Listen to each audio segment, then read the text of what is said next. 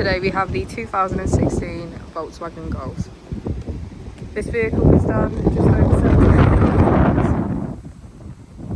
It has an automatic transmission and a petrol fuel type.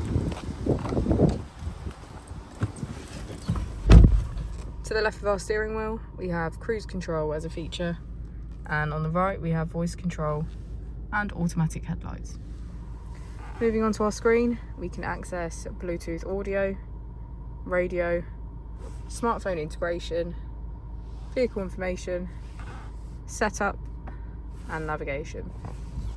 If we put the vehicle into reverse, we can see that it comes with parking sensors. Just below our screen we have our dual zone climate control with heated seats on either side.